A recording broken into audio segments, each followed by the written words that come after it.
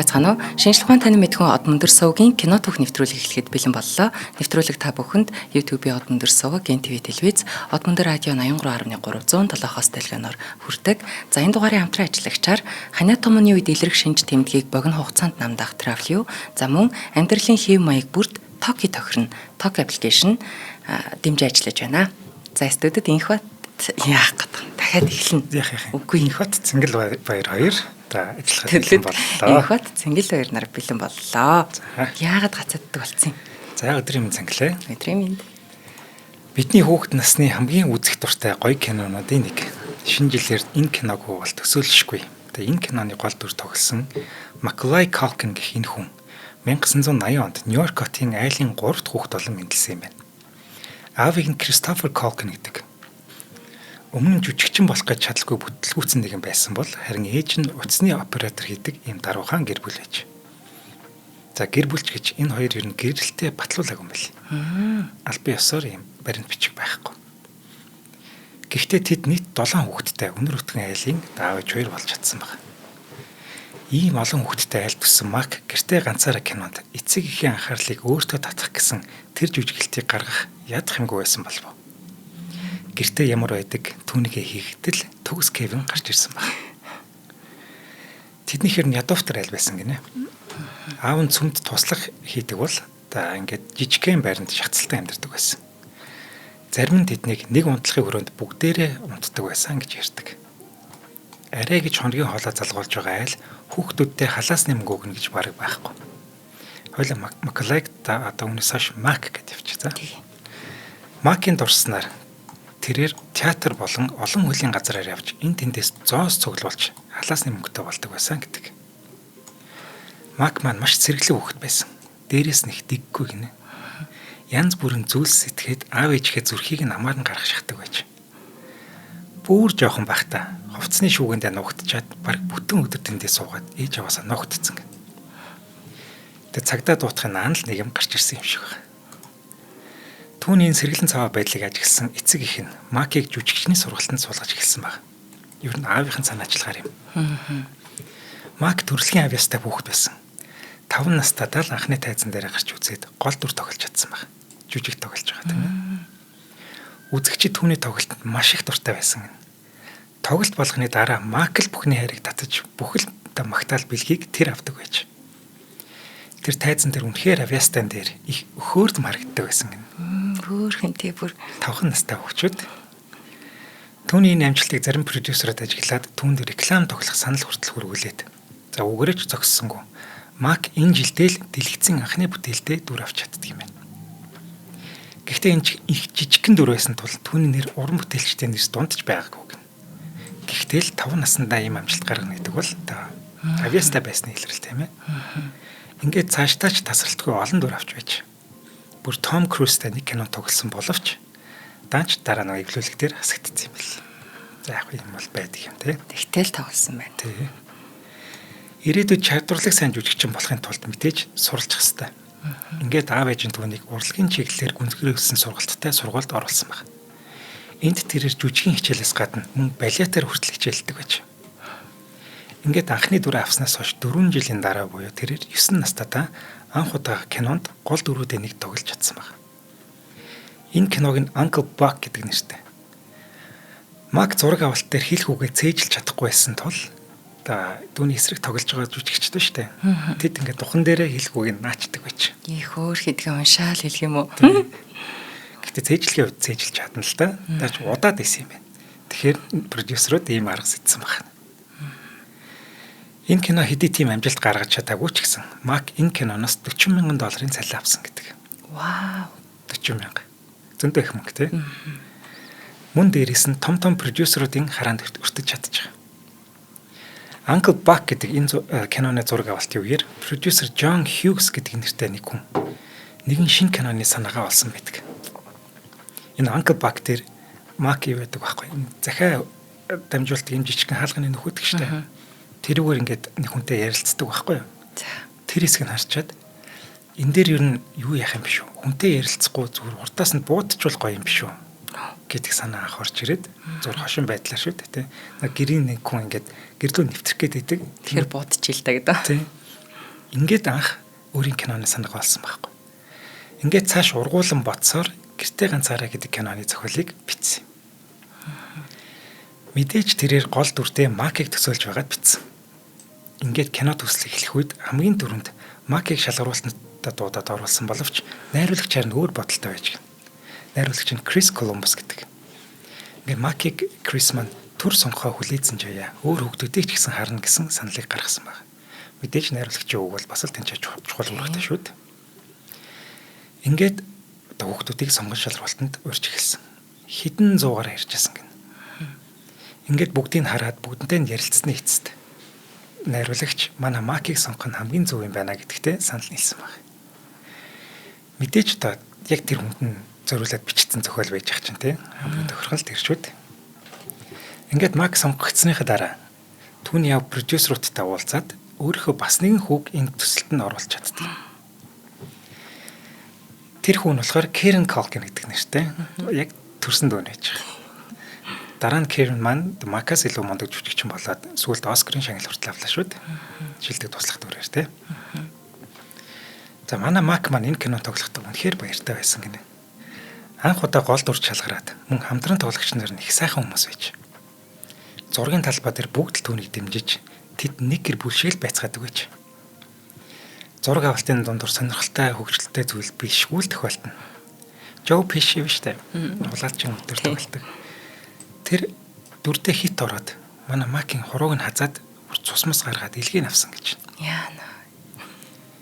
Тэгээд уг нь чинь хүүхдийн гэр бүлийн кино шүү дээ. Аюултай зүйл юу ч болох ёсгүй. Гэтэл Мак маань энэ дээр бас ухах шахсан байх нь. Тэгээд тэр одоо сорин одоо болтол байдаг гэсэн. Яана. Тэгээд Joe Pesci бас энэ зураг авалтын үеэр Макаас юу найлуулах зайгаа бариадсан юм бэл. Яа тэгэхээр тэр хоёр ингээд дотносоод найзууд болчвол зураг авалтанд нөлөөлчихнө гэж бодоод. Манай хүүхэд ч одоо 10 настай байгаа шүү дээ. Тийм харин. Кевин Маккалистерийн аавын дүрд нь John Hurt гэдэг хүн тоглосон бол харин ээжийн дүрд Catherine O'Hara. За эсрэг талын хулгайчдын дүрд домогт Joe Pesci за мөн Daniel Stern нар тоглодог. Бүгдээрээ л сайхан хүмүүс. Энэ дундаас Мак Catherine хоёрын харилцаа илүү дотн байсан гинэ. Зургийн дундуур Catherine манай Макийг үргэлж харж хамгаалж асардаг байж. Яаж юу болохгүй байх гэл тээ. Ингээд ер нь зургийн талбайд ирэх ээжийн үргийг Catherine гүйцэтгэж байсан юм бэ. Ер нь зургийн талбай гадна ч гэсэн их дотн байсан гэдэг. Гэртээ ганцаараа гэдэг энэ кино бол шинэ жилийн цул сарын хамгийн алдартай, хамгийн гоё кинонуудын нэг. 1-2 дугаар ингэ хоёулаа тий. Хит ч үдсэн бид харгүй. Одоо шинэ жилийг бол энэ киног төсөөлөхгүй шүү дээ. Тэнд тэр кинон дээр гарч байгаа гэр бүл хамгийн жаргалтай, үр хүүхэдтэй бүхнээ зориулаад тэдний төлөө юу ч хийхээс буцахгүй ийм аав ээжийг харуулдаг. Эцэг их гэх хүмүүс ямар байх ёстой вэ гэдгийг энэ кинон дээр харуулдаг. Харин харамсалтай нь Маклайн хувьд ийм сайхан гэр бүлтэй байх боломж зөвхөн кинон дээр л байсан юм байна.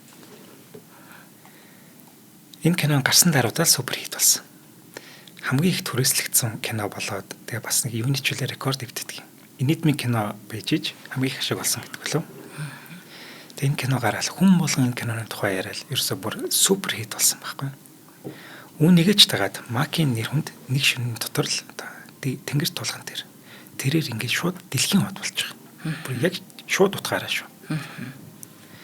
Энэ дүрээрээ тэр алтан бөмбөрцөг наадмын шилдэг эрэхтэй дүр төртөл нэр дэвшиж чаддаг. Энэ төслөөс $100,000 цалин авч байгаа. Яа, 10 настай хүүхэд. Бяцхан хүүхийн хувьд л маш их мөнгө шүү дээ. Мак өөрөөс маш их баяртай байсан. Би гол дүр тоглолчлоо. Би дэлхийн хот болчлоо. Жохо хүүхэд угсаа тийм шүү дээ. Олны анхаарал өөр дээр нь л байвал их гоё байдаг тий. Тэг яг хэцүү хэсгүүд ихтэй ч гэсэн өөрт нь тэр киноос их хөгжилтэй байсан баг тий. Тий. Гол дүр тоглолцсон тий. Тий. Ингээд дэлхийн хот хүн бүр өөрийнх нь тухай яриад л бүхний анхаарал өөр дээр нь ирээд бяцхан хүүгийн хувьд амьдралынх нь үнэхээр аз жаргалтай тэр хоромхон мөчүүдийнх нь нэг нь байж. Гэхдээ тэрээр энэ бүх алдар нэр хүүхэд насныг нь тэр чигт нь авч чадна гэдгийг мдээгүй байсан. Ер нь бол хүүхдээрээ байгаад хүүхэд юу хийх ёстой тэрийг л хийх ёстой шүү дээ. Найзуудтайгаа хөгжилтөө захилахгүйтэй гэр бүлийнхээ санааг зовоогоод ч юм уу те яг тэр нэг гоё нэг тийм мөчийг туулах ёстой. Гэтэл түнд ийм боломж гараагүй. Алдар нэртэй болсны дараа янз бүрийн маш олон үйл ажиллагаанд оролцдог, улаан хевсэнд ягуур алхдаг, энэ тентхийн ярилцлаганд бүр дандаа ордог. Ерөөсөө ямар ч зав байхгүй. Гэвч бүр 24 цаг шахуу ингэж ажиллаж эхэлж байгаа. Хүүхэд байх боломжгүй болчих тийм. Яг тийм. Ингээд мэдээж жоох хүүхдийн бүхнийг төгсүүлж чадахгүй шүү дээ. Түүнийг менежер ч юм уу нэг хүн байх хэрэгтэй. За тэгвэл энэ үргийг түүний аав Кристофер Колкин өөр дээр авсан юм бэл. Кристофер Колкин гэж энэ хүн хар байгаасаа жүжигчин болж залуудаа Бродвейд хүртэл тоглож явсан нэг юм байна. Гэхдээ түүний зам нь удаан үргэлжилсэнгүй. Тэгсгээд энэ ажлаа болсон юм байна. Харин тэрээр бүх хүүхдтэй өөрийн замлаар замнаасаа гэж хүсээд бүгдийн жүжигчин болохоор шийдсэн байна. Ингэхдээ зүгээр нэг хүүхдүүдэд дэмждэг биш. Харин бүр дарангуулал хүчрхийлэл дунд тэднийг бэлддэг байсан. Хүүхдүүдэд маш хатуу чангараар хүмүүжүүлдэг. Тэдэнтэй их дээрэнгүй харьцдаг хүн байсан гэнэ. Та нар үргэлж миний хяналтанд ор байна шүү гэдгээ төрөл бүрийн аргаар илэрхийлдэг байж. Юу ярьтан. Мөрөөдлийн баг бүтээсэн юм шиг ямар сайн юм бэ? Харин тийм. Ингэж байтал харин ашиггүй нэг хүн маш их амжилт гаргаад дэлхийн хот болчихж байгаа байхгүй. Энэ бол аав нь бүр ингэж олзуурахын дээдээр олзуурахад одоо тэрэн дээр нь зоолох болно. Йоо ямар тийм. Хүүгээ хаана ямар төсөлд оролцож ямар дүр тоглохыг аав нь шийднэ. Одоо хууль ёсны асар хамгаалагч юм чинь өөр арга байхгүй шүү дээ. Хэдий Мак од болсон ч гэсэн нөгөө хатуу чанга хяналт хэвэрэл байдаг. Бүр илүүч болсон гэж хэлж болно. Мак ч жоохон хүүхд хэвэрэл байгаа шүү дээ. 10 настай тийм ээ. Гэтэл ийм жоохон хүүхдийг чи том болох болоогүй. Өөрийн байр сууриа мэдчихвэ. Үргэлж миний доор байх болно гэдгийг нь бүр бараг цаг тутам ингэж мэдрүүлчихсэн гэнэ. Бөөдөн дээр ганцаар анги өөр өөрөнд унтуулна.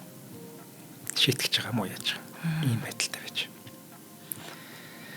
Мак од болохын зэрэгцээ түүний цалин ч гэсэн маш ихээр өсөж байгаа. Тэрээр кинон тоглоод мөн театрт бас тоглолдог хэвээрээ байж. Түүний оролцох тоглолтуудын тасалбар хэдэн сарын өмнө борлуулагдаад дуусчдаг байж. Тэгэд үнэн хэд дахин өндөр хүнтэй болчдөг гэнэ. Мак ирж тоглоно гэдэг. Ингээд үүнээс гадна дэлгэцийн дөрүүд ч түүнээс салаагүй. Тоглол ивент итгэжтэйгээ танилцсан юм. За нэвтрүүлгийн хамтран ажиллагчаар ханиа томны үед илэрх шинж тэмдгийг богино хугацаанд намдаах Трафлюман дэмж ажиллаж байна.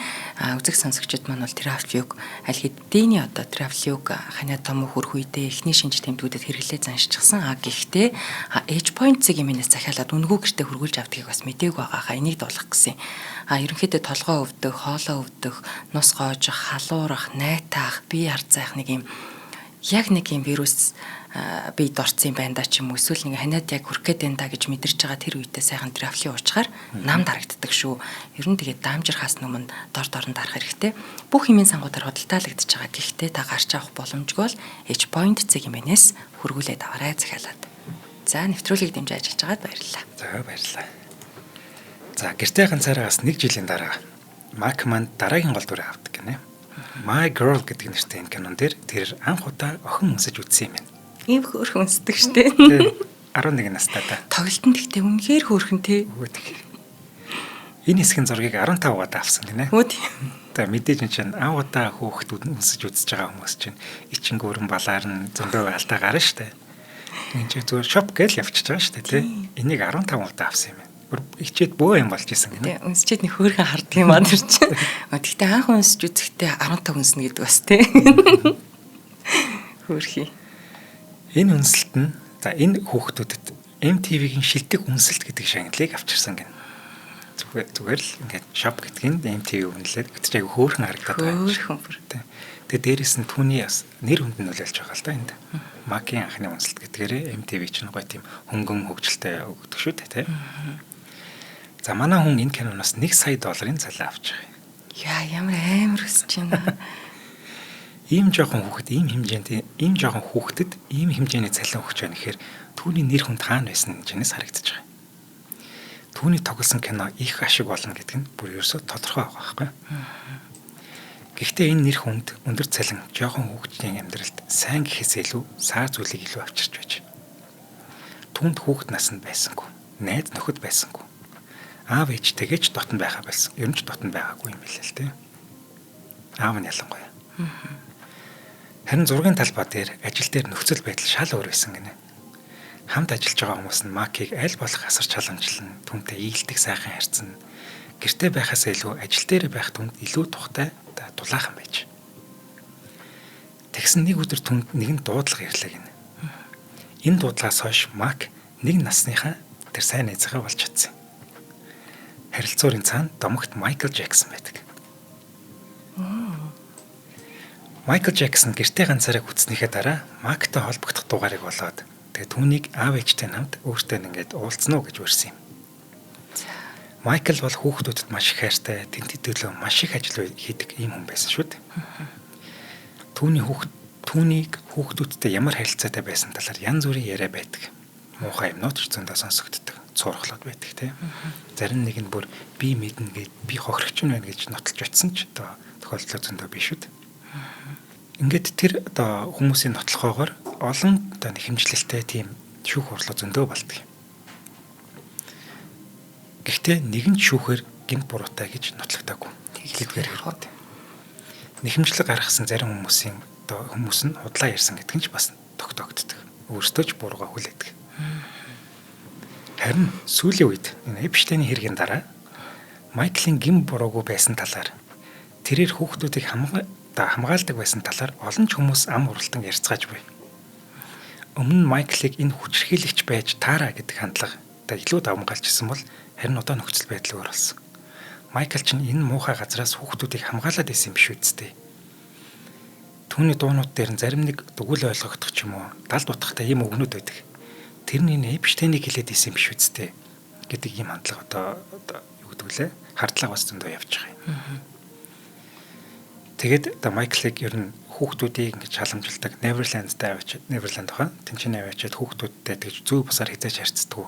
Зүгээр л энэ хүүхдэд хайртай байсан хүн юм байна гэдэг одоо бүгдээрээ л энийг бас ойлгож байгаа шүү байна. Майкл хоёр их сайн найзууд болж чадсан гинэ. Тэгээ Мак маань бүр Майклийн Black and White дууны клипийг тоглоод бүр Майклтай хамт аялан тоглолтоор хүртэл явж исэн юм байна. Тэдний сайн найзууд болсон шалтгаан нь адилхан хүүхэд насны гэмээр тийм юм байгаа үгтэй бас холбоотой болов уу гэж бодож байна. Хүүхэд насаа алдсан.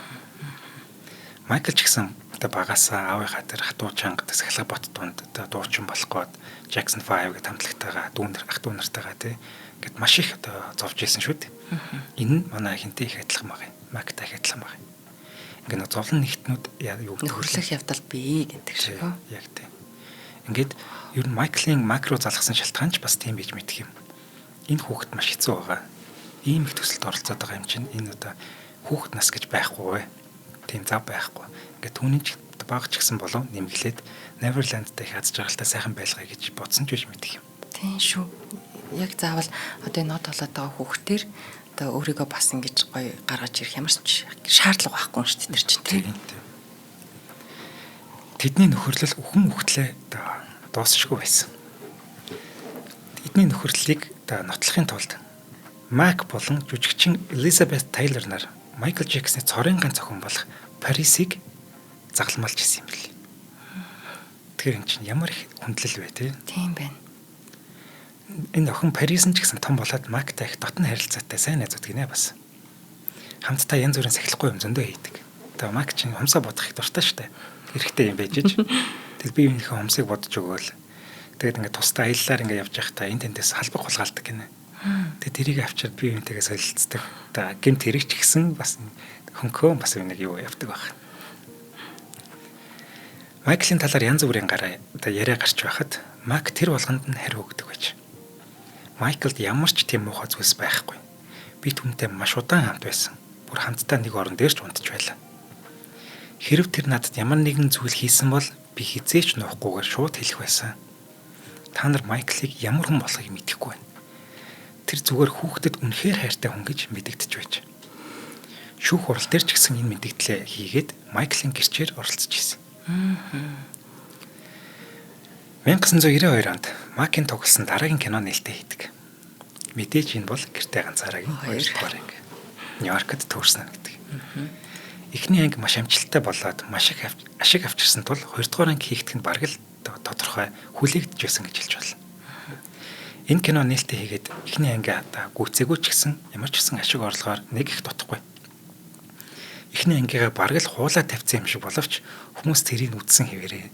Киног маш сайн, маш гоё кино гэж магтсан хэвээрээ. Ер нь үзэгчид энэ ангийг маш их хүлээсэн. 2 жил хүлээсэн. Ингээд энэ кинонд $300 сая ашиг болоод Macaulay Culkin маань $4.5 сая цалин авдаг юм. Бүр үнэхээр нөгөө нэгдүгээр ангиасаа илүү гоё болсон. Бас зөвхөн кинонуудын нэг гэж бодож байна. Бодож байна. Илүү алдартай бүр. Тэ нэг янз бүрийн бодолтой бас байгаа л да. Гэтэ энэ хоёрыг бол нэг дээр шаардлагагүй тий. За. Шинэ жилээр хоёулангийн үцэхгүй бол болохгүй шүү дээ. Тийм тийм. Нэг л юм дутуу тий. $4.5 сая гэдэг бол тухайн үеийн 12 настай хүүхэд байтугай. Одооний томоохон жүжигчдийн давдгаас ч илүү бараг цалин байж байгаа. Харин гэртээ ганцааргийн 2-оос 1 жилийн дараа The Good Son гэдэг нэртэй маш зөвөн кино тоглоод $5 сая цалин авдаг юм. Энэ кинонд нөгөө хүн бүрийн хайртай, илдэг даруй, сайхан сэтгэлтэй хүүчин жинхэнэ балер амтны дүрийг бүтээж гарч ирдэг. Станер манай хүнийг яаж ийна гэж байгаа юм шиг л тийм дүрийг бүтээж байгаа. Үнэхээр муухай. Тийм нэг юм зэвүүтэй, бүр аимшигтай тийм дүр. Үгүй дээ тоглолт нь ч гоё тий. Энэ киног ер нь үзчихвэл зүгээр тий. Муухай кино ч гэсэн тий. Жүжигчин ямар байх хэвээр макин дээр өстө харуулж байгаа. Энэ бүр анх кино тоглолцсон цагаас хойш ингээд бүр амар алдартай, маш гоё кинонууд ингээд бүр тасралтгүй тоглолоо энэ аав их ажилласаа хийж ах шиг байна. Тэгж бодож байна тий. Яг гад юм бэ.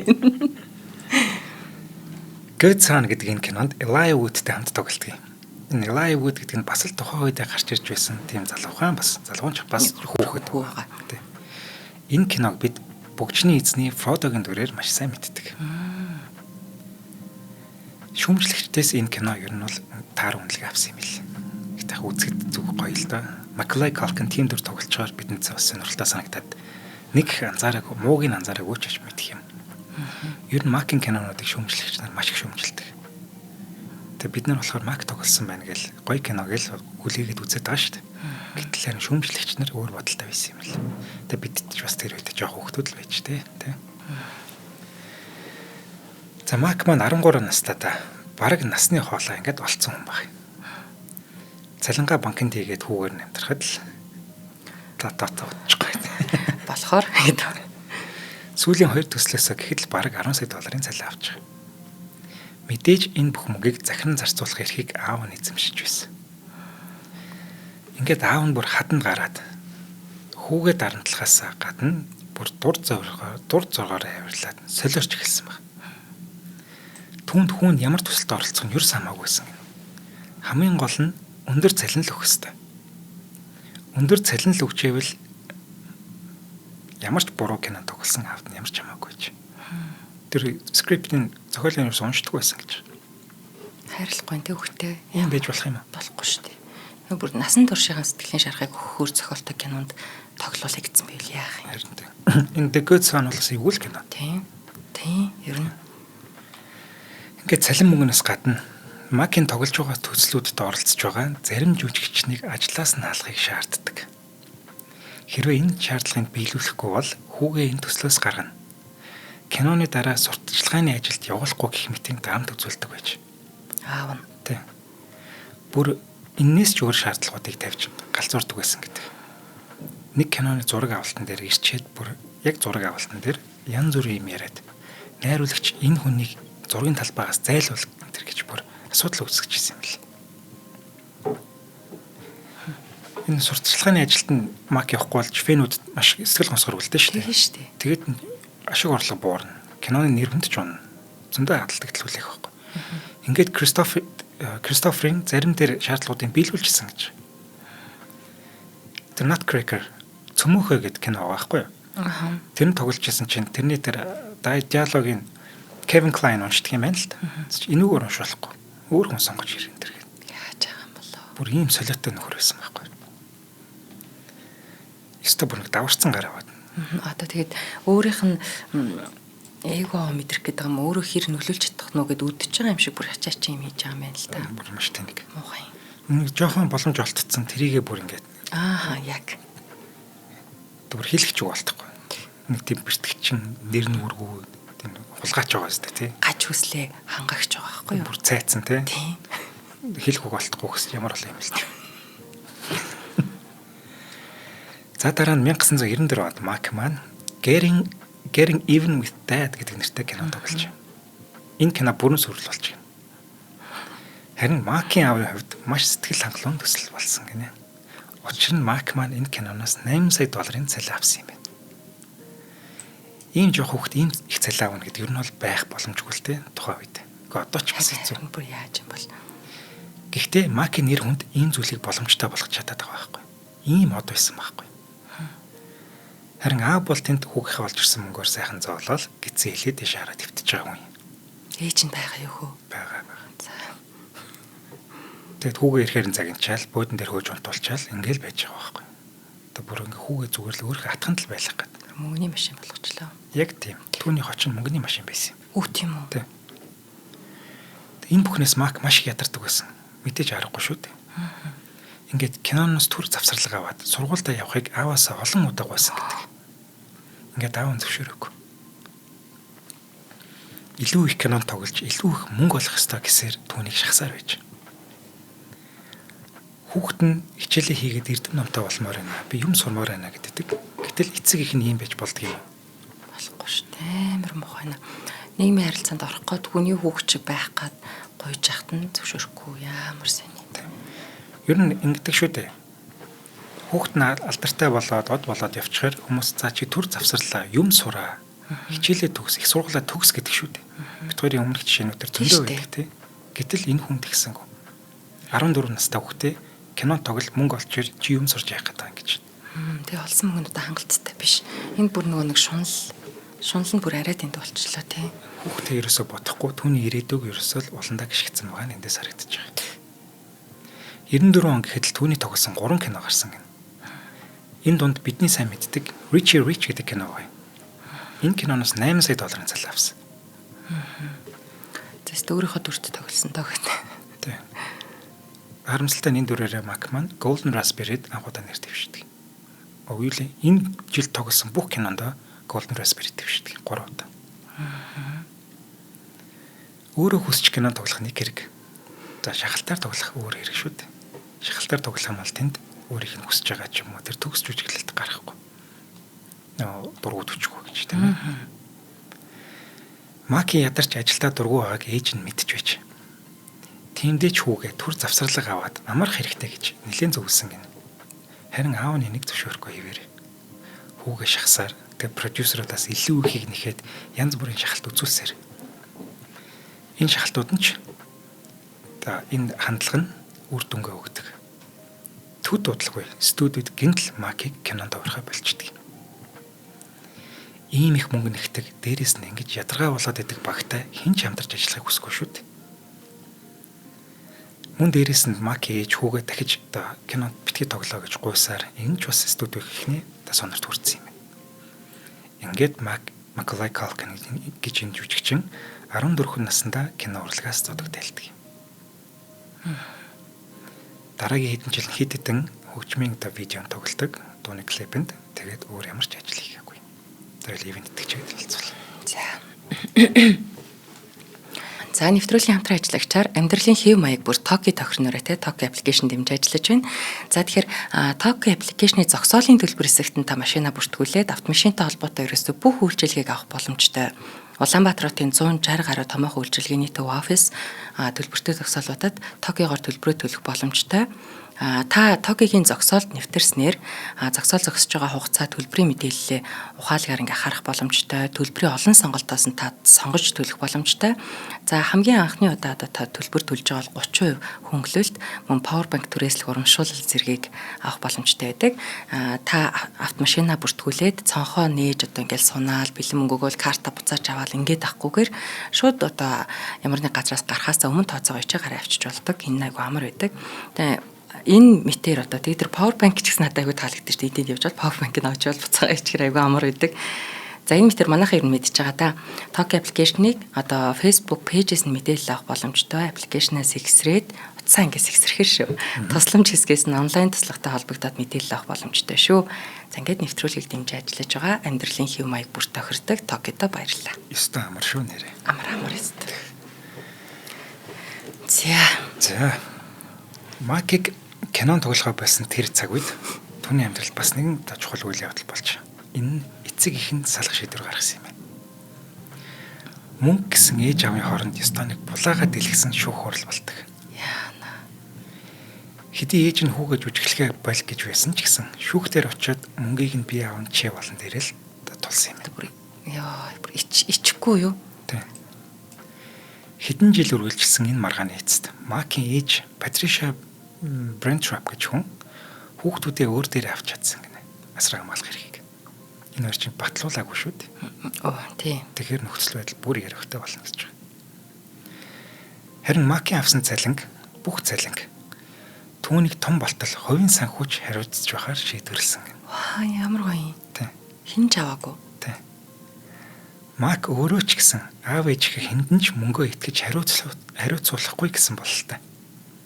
Шүүх үүнийг нь харгалзаж үзээд дээрх шийдвэрийг гаргасан юм байна. Гэхдээ аав нь энэ шийдвэрийг хүлээн зөвшөөрөхгүй байсан. Олон жил энэ талаар заргалдаж, давж заалтаж явсан баг. Амар буучихгүй л дээ энэ хүн. Одоо ганц хийх ажил нь л энэ байгаа шүү дээ. Харин ээж нь энэ бүгдээс мөн хүүгийнхээ ийм том одуулаад олон нүдэн дээр бүх амьдрал нь ил байдагт маш их санаа зовоод энэ нөхцөл байдлууд юу нээж хэн тархинд нэлийн хүчтэй нөлөөлсөн юм байна. Ингээд сэтгэл зүйн асуудалтай болсон гэдэг. Жохон гажигтай гэх юм уу те.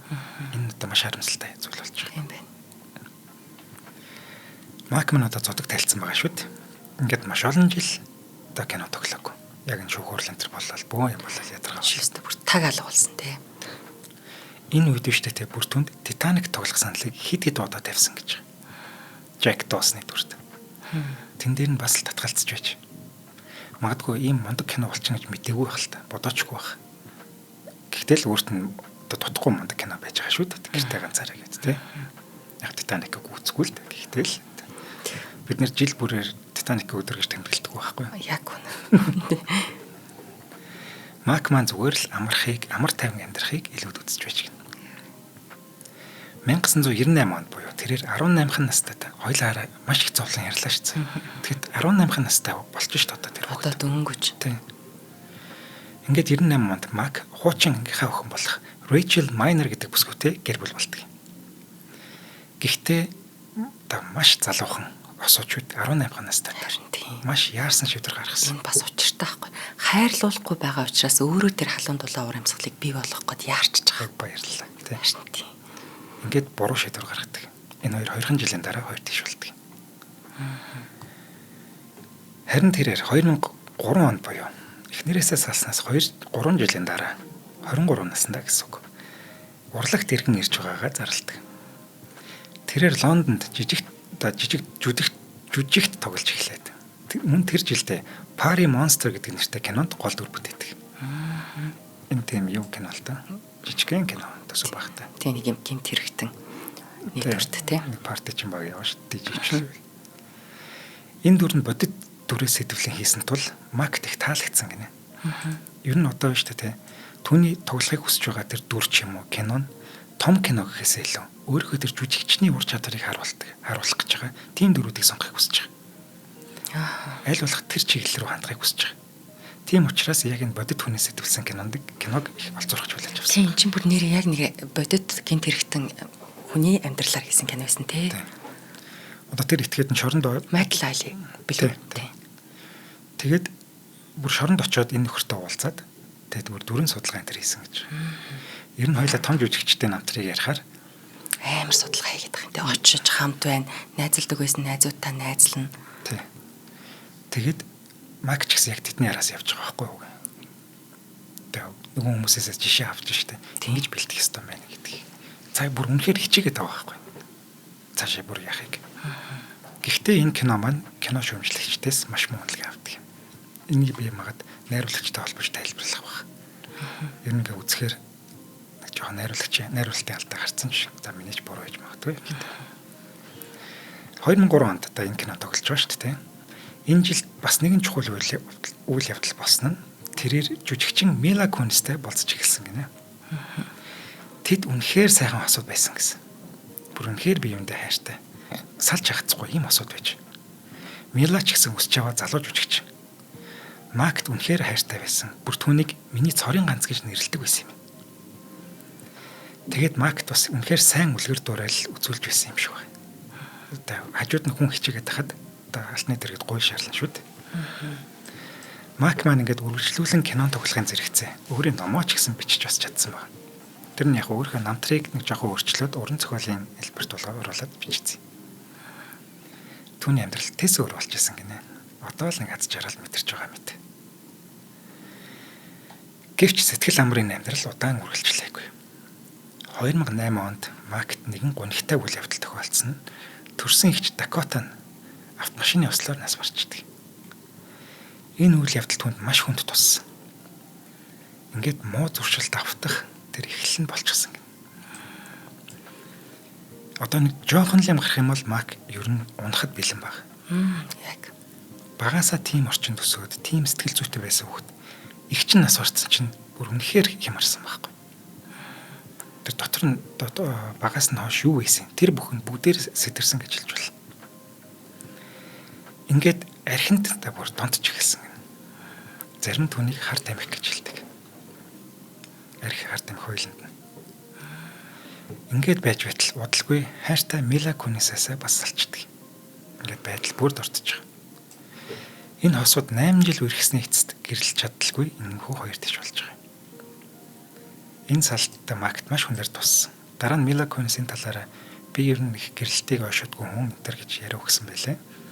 Гэхдээ л гэрлүүлж байсан болов. Түүний энэ архины хамралтай болсон нь бас нөлөөсөн болов.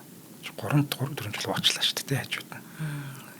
Гинтл амар царай алдсан шүү. Харин тийм.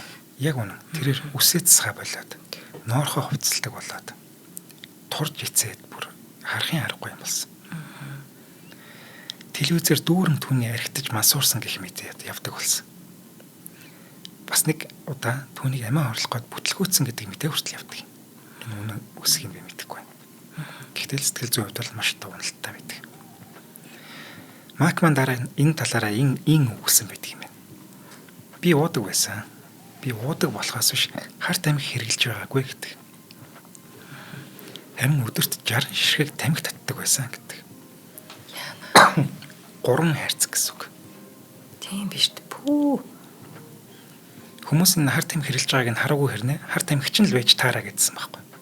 Яагаад ингэсэн гэхээр өмнө нь тэрээр марихуан тээвэрлж явж хагаад цагдаа нарт баригдаад бас нэг шорон моронд орж ирсэн. Шоронд жоох нэг төр саатуулагдчихсэн. Иннээс нь улбаалаад энэ хар тамхи ч л байж таараа гэж ярьсан байхгүй. Тэгээ дээрээс нь тэр чи тураад ицсэн одоо үнэхээр нүднээс гарцсан байсан шүү дээ. Тэгэл яг нөгөө сошиал бүгэл явахгүй. Энэ яг тийм л байж таараа. Хараас эргэж хар тамхи чинь Дүүжлэл ажиж байгаа шүү дээ. Тэрээр багасаа ямар амьдрал туулж өссөн бэлээ. Арай гэж тэр бүх зүйлээ давж туулаад одоо л сайхан болох нь гэтэл ингээд сэтгэл өвтгсөн олон зүйл араасаа тохиолдоод. Тэгээд тэр бүгдээсээ аврагдаж гарах гэж өөрөө маш их хийжсэн. Энэ бол маш хүнд даалгавар. Түүнийг 15 настай байхад л ер нь энэ сэтгэлийн юм ч юм уу одоо янз бүрийн мэдээнүүд ч юм уу тэ гараад эхэлсэн юм. 15 настай байхад нь менежер нь түүнлүү залгаад байна уу Мако тийм байна гэсэн чинь ашгүй чи амьд юм уу гэсэн. Юу гэж байгаа гэсэн чи чамайг CNN-ээр үгцэн гэдэг мэдээ яваад байна. За амьд бол яамаа та гэж 15 настайд анх тийм мэдээ гарч ирсэн юм байна. Тэгсэн чинь сүүлийн жилүүдэд жилд 2-3 удаа ийм мэдээ явуулсан. Яагаад ямар ч их сурвалжгүй тэгж харин тийм. Тэгээ яагаад намайг хүмүүс өгүүлэх гээд байгааг би ойлгохгүй байна гэж өөрөө ярилцлага өгсөн байдаг юм. За Макман Милагаас хойш дахиад л кино урлагаас зайгаа авдаг. Харин дуучин болох гэж үзээд нэг хэсэг хамтлаг энтер байгуулад нэлээд манаргаж явж. Бүр тоглолт хийгээд бас энэ бас бүтлгүүцсэн. Тоглолт хийгээд тоглолт нь эхлээд 15 минутын дараа бүүлүүлээд тайзнаас буусан энтер гэдэг. Оо ямар сонин. Харин тийм. Тамтай юу хат юм бэ? Энд чинь одоо ер нь бүтээл тойрох ямар ч ирч хүчгүй байгаа юм шүү дээ. Дээрээс нэмээд яах гээд байдаг юм. Би тэр яах гэж тэр тоглолтод очсон юм. Аврагдах гээд шүү дээ. Аврал хайж шүү дээ. Харин үгүй зэрэгтэл яах гэж тэр хүний тоглолтод очисон бүлэдэд буулгах байсан юм бол доромжлох гэж очисон юм уу? Одоо арай ч юм байна гэж бодоогүй л үтэй. Тэр Милада үнэхээр хайртай байсан юм шиг байна. Сүүлд нь бүр ингээд эргүүлж авах гэж чадаагүй юм бэл. Милана Лидийн Ашн Кочер гэдэг үнтэй хамтдаа амьдарч ирсэн. Гэхдээ Мак энэ бүх сэтгэл готрол уруудсан байдлаасаа гарч чадсан. Энэ бүгдээ засаж чадсан. Тэрээр арх ухаа болоод үсээд суулаад усанд ороод хүн шиг хүн болж дахин гарч ирсэн. 2016 оноос эхлэн дахин дэлгэцийн бүтээл тоглож эхлээд янз бүрийн жижиг төслүүдэд оролцож байгаа. Холливуд ч гэсэн түүнийг хэргийн ирсэнд маш баяртай байгаа. Студиуд, фэнүүд түүнийг алгаад тосоод дугтаж авсан. Тун удалгүй тэрээр Brenda Song гэдэг нэртэй жүжигчин бүсгүүдэд танилцаад үерхэж эхэлдэг. Энэ шинэ харилцаа түүнд бүгдийг дахиж шинээр эхлэх тэр ирч хүчийг өгсөн гэлтэй. Тэд 2021 онд хөөрхөн хүүтэй болоод хүүгээ Дакота гэж нэрлэдэг юм.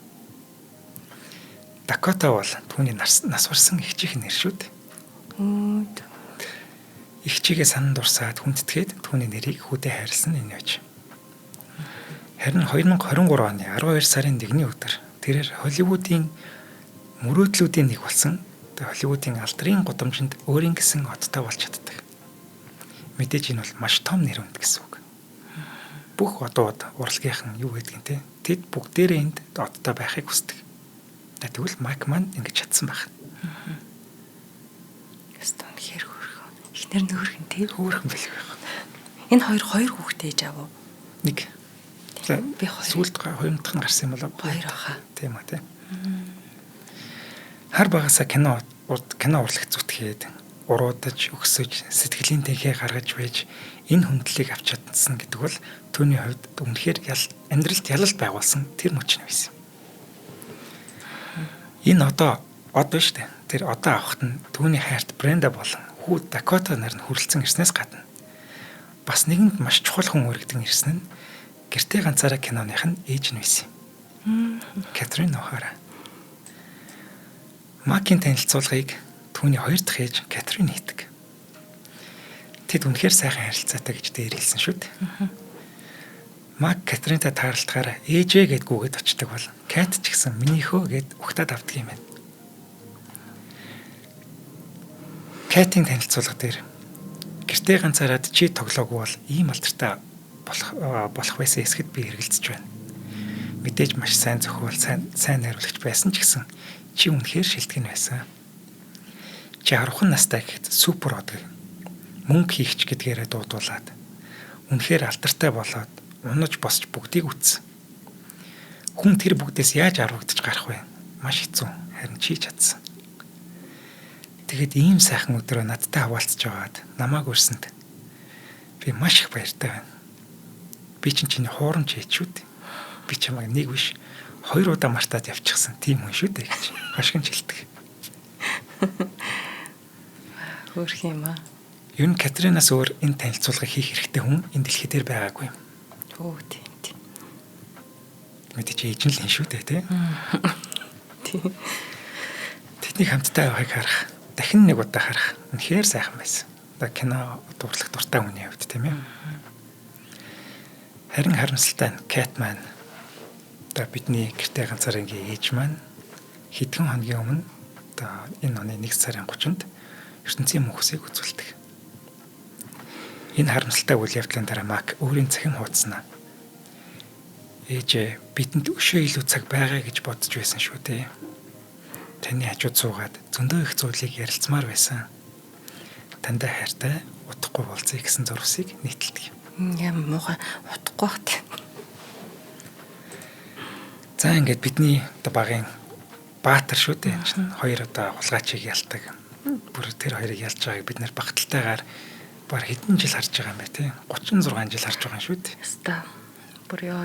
Би одоо гэртээ ганцаараа тэр ингээд дотор чичрээд нулимс хэлхнээс хоног жостой бодож ийсэнгүү. За яста бүр таг алга болж байгаа л тий. Тэгээ сүүлийн хайрынхан дүүхүүд ингээд подкаст юмнуудыг харж байна. Тэлстэй шалны хөөх хүүхдээс нь айгүй өөр царай алдаал гарч иржсэн болохоос энэ эцэг эхчүүд нөгөө нэг хүүхдээ тэр хайраар хамгаалахгүй болохоор ямар их алдаж онж бүдэрчиж арай гэж нэг юм хайраа олвоо. Яг тийм. Тэр нь амар гонигтай байгаа байхгүй. Тэгэхээр хүүхдүүдээ өстөө яг үнэхээр төгс тэгж хайрлаж чадах юм бол 7-8-аар нь яах гэж төрүүлсэн юм бэ нэрээ бүр. Яг бэлгэвч. Харин тэ хэрэглэмээр байна. Яаж байгаа нь тэр хүүхдүүдийг. Бусдын амьдрал одоо мэдэгдээд байгаа нь манай хүн болохоос биш яаж шархалж яасан мэдэхгүй шүү дээ бас тэ. Тэр 7 хүүхдээс нэг нас ороод 3 жүжигчнэр яваад 3-ыг нь би мэдэхгүй байна. Ямар ч гэсэн 2 нь бол амжилттай одоо сайхан явж байна. Аав нь одоо хэдтэй вэ? 80 хэдтэй ч лөө. Тэгээд сүүлд ингэсэн байлээ. Би нэг цус харвцсан юм байна л да.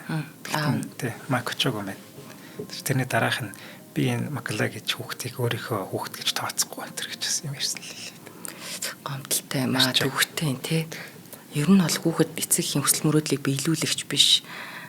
Бид одоо тий үлгэрэлсэн байдлаар эцэг эхийн хүүхдүүдэд одоо асарч хамгаал болно хөөсөж бас асарч хамгаал гэдэг үүрэгтэй биш. Тэглээгээд яг бити асарч хамгаал гэж байгаа юм биш. Тэр чинь хүний хүслээрээ хийдэг юм. Тий яг үнэ. Аюу зовж сонсож байгаа сүлд тэгтээ сайхан боллоо. Баярлалаа. За баярлалаа. За шинжлэх ухааны таны мэдхүү од мөндөр сувгийн кино төгс нэвтрүүлгийн нүрээд өндөрлөж байна. Нэвтрүүлэг та бүхэнд YouTube-ийн од мөндөр сувг, NTV телевиз, од мөндөр радио 83.307 хост толгойноор хүрдэг. Энэ дугаарыг хамтран ажиллагчаар ханиа томны үед илрэх шинж тэмдгийг богино хугацаанд намдах трафлю маань зам амьдралын хэв маяг бүрт тохирох Токи дэмж ажиллалаа. Нэвтрүүлгийг бэлтгэн өргөсөн их баттай баярлалаа. Сонссон Цэнгэл хоёр. За баярлалаа.